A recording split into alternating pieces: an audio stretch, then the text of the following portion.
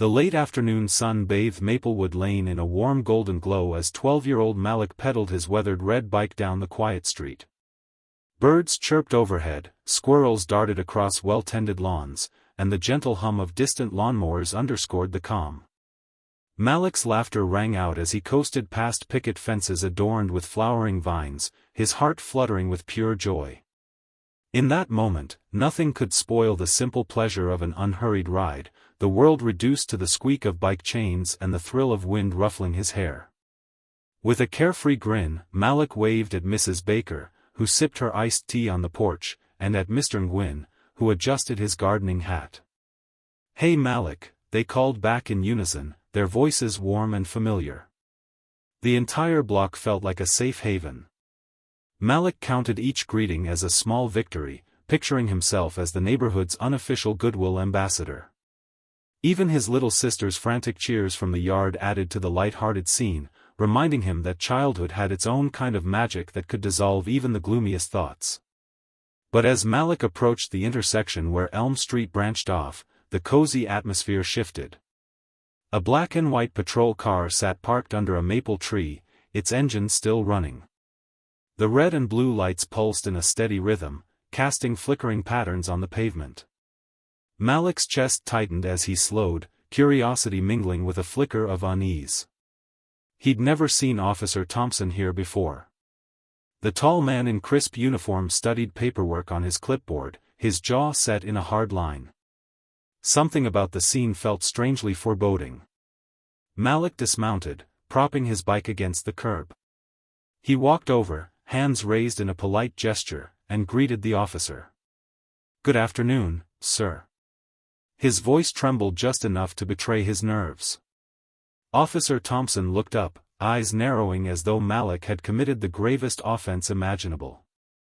Malik swallowed. His pulse pounded so loudly he was sure the cop could hear it. He forced a friendly smile, hoping that simple courtesy would diffuse any tension. But the officer's lips pressed into a thin line, and he did not return the smile. In that suspended moment, Malik noticed every detail, the faint smell of gun oil and leather, the way Thompson's gaze flicked to Malik's helmetless head, the crisp press of his uniform shirt. Confusion clouded Malik's mind. He reached to adjust the helmet strap to the bike's handlebars and pointed to it sheepishly. "I forgot to," he began, but was cut off by a sudden, sharp bark. "You think you can just ride around without protection?" Thompson's voice crackled with authority, laced with something darker, an undercurrent of hostility that made Malik's stomach churn. The words hit like icy water. Malik tried to explain, voice barely above a whisper. "I didn't see it fall. I can get it back on," but before he could finish, the officer's hand shot out. Anger erupted in the neighborhood like a flash flood. Mrs. Baker gasped and clutched her tea, nearly spilling it, while Mr. Nguyen's jaw dropped. Across the street, Jaden, Malik's best friend, whipped out his phone and pressed record, a determined look on his face. A ripple of outrage spread through those watching.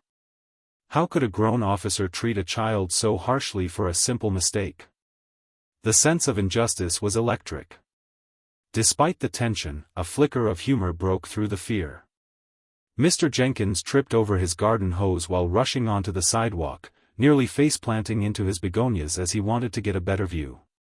He popped up with a sheepish grin and a thumbs up to the camera, eliciting chuckles from onlookers and even a startled smile from Malik. For a moment, the absurdity of the situation lightened the mood, a reminder that even in tense times, community bonds could bring a moment of levity. But the brief laughter dissolved as Officer Thompson moved in, towering over Malik and gripping his shoulder with unnecessary force. Malik's pulse raced, adrenaline transforming his limbs into trembling cords of tension. He glanced around at the growing crowd, their faces etched with shock and sympathy. Some shook their heads, others muttered under their breath. Malik's heart ached at the thought that this simple bike ride could spiral into something so frightening. The suspense was suffocating as Thompson produced a pair of silver handcuffs with a harsh metallic click. Malik's eyes widened in horror. "No sir," he stammered, hands instinctively rising. I promise I'll be more careful. Please don't, but the cuffs snapped onto his wrists, cold steel biting into his skin. A collective gasp swept through the neighbors. Mrs. Thompson next door dropped her knitting needles, and Mrs. Patel's jaw nearly hit the ground. Everyone felt the injustice in their bones. Malik's breathing hitched as he stood frozen, the officer marching him a few paces down the sidewalk before halting. The bike lay abandoned, its bell tinkling faintly. Malik's heart thundered, each beat a stark reminder of his helplessness. A single tear rolled down his cheek, not from pain but from the crushing bewilderment of being treated like a criminal. His mind raced. Why him? What had he done wrong? The world he had known just minutes earlier, a world of friendly waves and playful laughter, now felt tainted by suspicion and fear. A murmur of protest rose from the assembled neighbors. Jaden's phone camera remained trained on the unfolding scene, capturing every second with steely resolve. The footage would not lie. The sense of community solidarity grew stronger by the second. Strangers whispered words of support, children clutched parents' hands, and even the family cat peered curiously from behind a fence. In that charged moment, the block transformed into a living, breathing witness to injustice, an audience unwilling to remain silent. As the sun dipped lower and shadows lengthened across the pavement, Malik stood cuffed under the indifferent glare of a uniform that had forgotten its duty to protect. Fear, fury, hope, and disbelief entwined in the air. The first part of his story ended here, but the spark of collective outrage had already ignited. The neighbors would remember this afternoon forever, ready to demand answers and accountability. And Malik, though shaken and unsure, sensed that his brave community would not let this injustice go unchallenged. The murmurs from the crowd swelled into a chorus of outrage as Officer Thompson tightened the handcuffs on Malik's trembling wrists. The late afternoon light now flickered through swaying branches, casting long shadows that seemed to stretch toward the assembled neighbors, as if urging them to action. A knot of fury twisted in Malik's chest, but he fought to keep his voice from cracking. All he could manage was a small, strained whisper, "Why won't you let me go?" A gust of wind ruffled the papers on Thompson's clipboard as he glanced around at the witnesses. For a moment, his jaw twitched, surprise, perhaps that anyone dared question him. Then he straightened and barked, "Stand back, everyone. This is a private matter." His voice carried a false bravado that only fueled the neighbors' indignation. Mrs. Baker, clutching her teacup like a lifeline, took a halting step forward. Her voice trembled but rang clear across the street, "This is our child. You have no right." Other voices joined hers, Mr. Nguyen shouting, "Let him go," and Jaden calling out, "Keep filming. They're acting like bullies." The 12-year-old's phone camera panned steadily, capturing every scowl and every misstep, the red and blue lights reflecting in wide, horrified eyes. Officer Thompson hesitated, as if uncertain how to handle a protest that came not from behind riot shields but from ordinary citizens in their own front yards. He cleared his throat and tried another tactic, "I'm taking the boy in for questioning. He's riding recklessly without safety gear." The absurdity of the accusation made a ripple of disbelief go through the crowd. Malik hadn't been reckless, he'd been polite, cautious, even attempting to replace his helmet just moments earlier. Despite the mounting tension, a spark of hope flared when the distant wail of sirens echoed down Elm Street. The crowd collectively exhaled. Within seconds, 2 more patrol cars screeched to a halt behind Thompson's cruiser. Uniformed officers spilled onto the pavement, their stern faces betraying no emotion. The lead sergeant, a woman with a tight bun and an authoritative stance, approached the scene. "Report," she commanded, her voice low but firm. Officer Thompson stammered, glancing at his backup as if seeking an ally. "Sergeant, that kid was riding without a helmet. I tried to get him to comply and..." The sergeant's gaze swept the gathering, then locked onto the handcuffed boy. "Is that correct, son?" she asked Malik, kneeling so her face was level with his. Malik's eyes shimmered with tears, but he lifted his chin. "I dropped my helmet, ma'am. I was going to put it back on." His words carried a quiet dignity that cut through the charged air. The sergeant reached out and gently unclasped the cuffs. A collective cheer rose from the neighbors. Relief washed over Malik in a warm tide as he rubbed his wrists, feeling the sting of injustice start to fade. The sergeant turned to Thompson, removing her sunglasses and fixing him with a look of unmistakable disapproval. "You disrespected this boy's dignity and the trust of our community. You'll come down to the station with me." Thompson's face clouded. He opened his mouth, perhaps to protest, but no words came. He collected his clipboard and followed the sergeant toward the patrol car, shoulders slumped. The other arriving officers exchanged awkward glances but did not intervene. As the escort drove away, Mrs. Patel rushed to Malik's side and enveloped him in a gentle hug. Tears of relief mingled with the remnants of anger in her eyes. "You're safe now," she whispered. Across the street, Mr. Jenkins wiped a tear from his cheek, his earlier pratfall long forgotten in the tide of emotion. Even Jaden, camera still rolling, let out a whoop of joy. The sense of unity was electric. Neighbors who had barely spoken before gathered in small clusters, exchanging looks that said, "We did it. We stood up for what was right." Children perched on curbs, watching in wide-eyed awe as justice seemed to unfold before them in real time. Malik's mother, who had sprinted from the house the moment she heard the commotion, knelt beside her son. Her face was pale but radiated an inner strength. She brushed a strand of sweat-damp hair from his forehead. "I'm so sorry, baby," she murmured, her voice thick. "I should have been here." Malik shook his head, clutching her hand. "It's okay, Mom. Everyone helped." His words, simple and sincere, echoed the collective spirit that had rallied around him. Across the street, Jaden finally lowered his phone. "That footage is going viral," he announced, voice brimming with excitement. "People all over town are sharing it. They're demanding the officer be fired."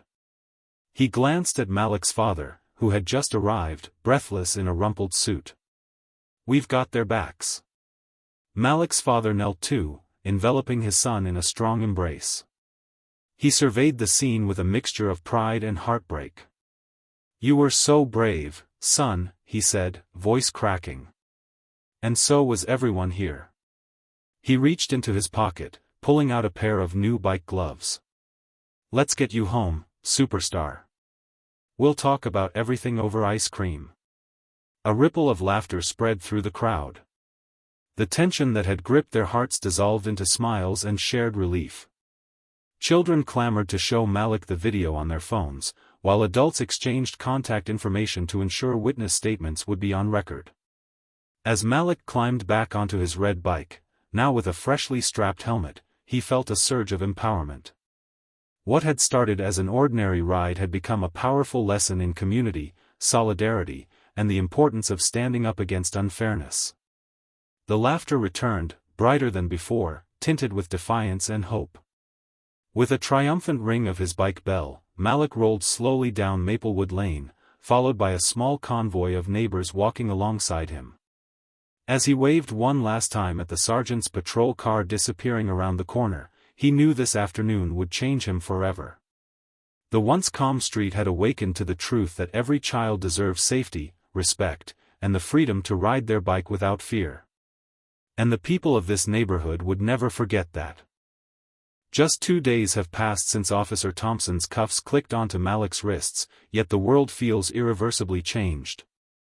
The video that Jaden filmed has exploded across social media, drawing headlines in local papers and sparking heated debates on evening news. Malik wakes each morning to a flood of supportive messages, heart emojis from classmates, words of encouragement from strangers who saw the footage, even a personal note from a council member promising to push for policy change. Amid the whirlwind, Malik is both thrilled and overwhelmed. His small bedroom, once cluttered with toy cars and comic books, now holds a stack of handwritten letters and newspaper clippings. At breakfast, Malik's mother gently sets a stack of pancakes in front of him. The kitchen hums with chatter as neighbors stop by one after another bearing casseroles, fruit dishes, and homemade cards. A burst of humor undercuts the tension when Mr. Jenkins, laughing so hard his face turns red, accidentally trips over a welcome mat and fumbles a tray of muffins into his own lap. Everyone gasps, then roars with laughter. Even Malik can't help but giggle as the aroma of blueberry muffins mingles with the warmth of solidarity. It is in these small moments of levity that he draws strength. By midday, the community center is a hive of activity. Volunteers set up tables for a fundraising bake sale and collect signatures for a petition demanding an independent review of Officer Thompson's conduct. Banners proclaim messages like "No child deserves fear on his street" and "Justice for Malik." Speech after speech reminds everyone why they stand together.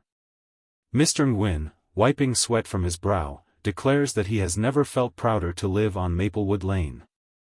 Mrs. Baker adds that this fight is about more than one boy on a bike, it is about the promise of safety for every child who calls this block home. Applause erupts. Malik's chest swells with pride as he watches his neighbors transform anger into action. Meanwhile, in the sleek offices of the district attorney, the petition arrives on the desk of D.A. Ramirez. Page after page bears witness to the community's fury and hope. Ramirez, known for a calm demeanor under pressure, leans back in her chair and surveys the documents. She reviews the video footage and listens to recordings of witness statements. With each account, her resolve hardens. By late afternoon, she calls Malik's father and invites him to a meeting. Malik's stomach twists with nerves but also a spark of anticipation. At the community center that evening, the air crackles with anticipation as families gather for an emergency meeting. They wait for the DA's decision on whether charges will be filed against Thompson. At 7 o'clock sharp, D.A. Ramirez steps to the microphone on a makeshift stage behind the bake sale tables. Under strings of colored lights, she clears her throat. The chatter hushes. Heads turn. "Thank you all for your courage and your compassion," she begins. "I have reviewed the evidence. I find probable cause to charge Officer Thompson with abuse of authority and civil rights violations." A roar of cheers greets her announcement. Children leap into the air, neighbors embrace, and even the stoic volunteers break into wide grins. Malik feels tears prick his eyes, not from fear this time but from overwhelming relief and joy. Still, the path ahead is uncertain. A preliminary hearing is scheduled for next week at the county courthouse.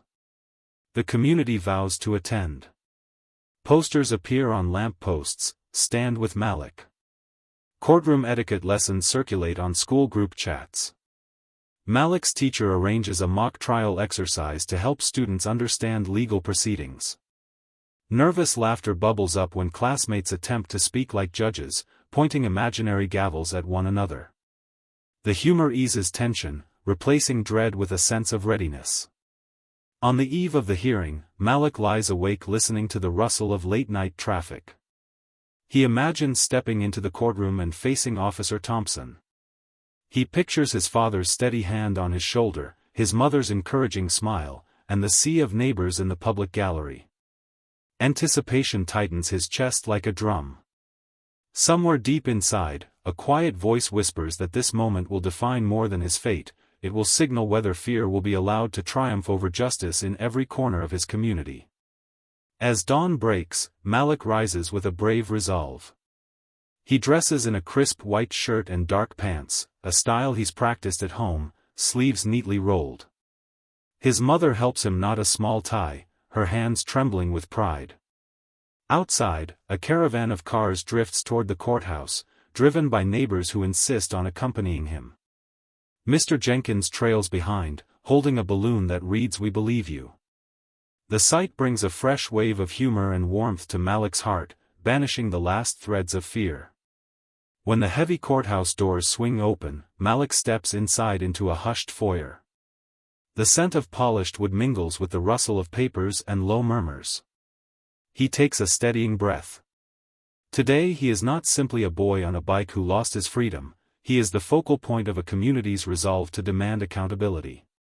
With each step toward the courtroom, his heartbeat pounds in perfect rhythm with the collective hope of everyone who dared to stand up for what is right.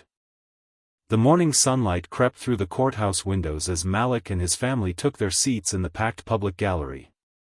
The air felt electric with anticipation and anxiety. Neighbors packed every bench, their faces a mixture of pride, worry, and determination. Some clutched homemade signs that read "Justice for Malik and protect our children." A low hum of whispered encouragement rippled through the crowd as Officer Thompson's defense counsel and the prosecutor stood to present their closing arguments. Malik's heart pounded so loudly he was sure everyone could hear it. His palms were sweaty, but he gripped his father's hand for comfort. Across the aisle, Jaden gave him a thumbs up. Even Mrs. Baker, seated a few rows back, mouthed, "You can do this."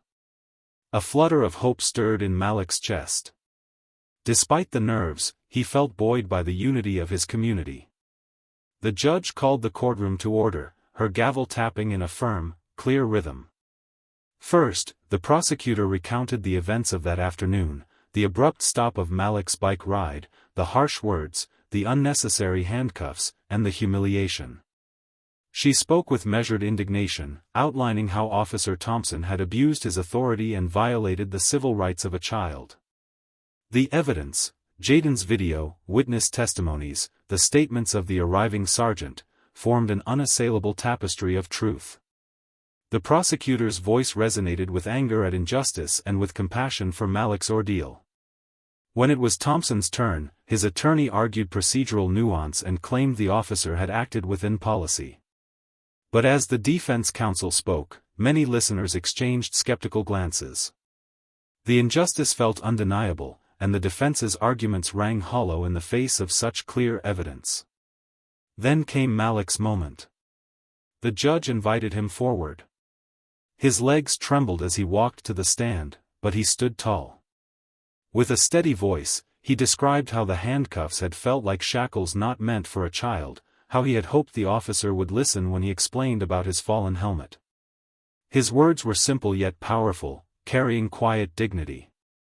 A hush fell over the courtroom. Some spectators dabbed tears from their eyes. Even the judge's stern expression softened. After closing statements, the jurors withdrew. The gallery waited, time stretching unbearably.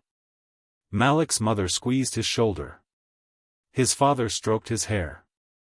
Jaden bounced on his toes, straining to see into the jury room. The judge finally returned, asking everyone to rise. The jurors filed in, took their seats, and the foreperson stood. "We find the defendant, Officer Richard Thompson, guilty of abuse of authority and violation of civil rights," she announced. A collective exhale echoed through the room. Relief and joy flooded Malik's being. Tears welled as faces around him burst into applause. Malik's family embraced him, their laughter blending with happy sobs. The tension that had gripped every heart dissolved into a wave of vindication. When sentencing came later that afternoon, Thompson was suspended without pay and ordered to attend anti-bias training before any possibility of reinstatement. He also faced community service in youth outreach programs. The penalties felt just to those who had witnessed the ordeal. Malik watched Thompson leave the courtroom, head bowed in shame. A measure of closure had arrived. Outside, the street buzzed with celebration. Neighbors greeted Malik with high fives and cheers. Someone handed him a cupcake decorated with the word "Superhero Rider." Mr. Jenkins, ever the comic relief, wore a sparkly party hat and offered Malik a giant foam finger that read "Number 1." Laughter bubbled up, chasing away the last threads of anxiety. That evening, the community gathered in Malik's front yard for a block party under strings of festive lights. Tables groaned with potluck dishes, Mrs. Patel's samosas, Mr. Nguyen's spring rolls, and trays of Mississippi mud brownies courtesy of the Baker family. A banner overhead declared "Safe Streets for All." Children raced bikes in a makeshift circuit, helmets gleaming in the glow of lanterns. Malik's own red bike sat proudly on a small stage, now adorned with fresh streamers and a bow. Mayor Castillo attended and gave a short speech. She announced new policies: mandatory body cameras for patrol officers in residential areas, regular community police forums, and an annual Youth Safety Day. Her words carried both solemnity and hope. The crowd erupted in applause. Malik realized that his painful experience had sparked real change. As the night wound down, Malik sat with his parents under the soft glow of a street lamp. Fireflies danced around them. His mother brushed a stray hair from his forehead and said, "You made a difference, baby." His father ruffled his hair and added, "You showed us all what courage looks like." Malik felt a warm satisfaction bloom in his chest. The boy who had once ridden carefree was now a symbol of community power and the fight against unfairness. A gentle breeze rustled the leaves as Malik pedaled his red bike one last time that night, helmet firmly fastened, a small grin flickering across his face. The street that had witnessed injustice now echoed with laughter and music. The shadows of fear had lifted. In their place lay a renewed sense of safety, unity, and hope. And as Malik coasted down Maplewood Lane, the hum of his tires on the pavement sounded like a victory march, a testament to the idea that one brave voice, backed by a caring community, can set the wheels of justice in motion.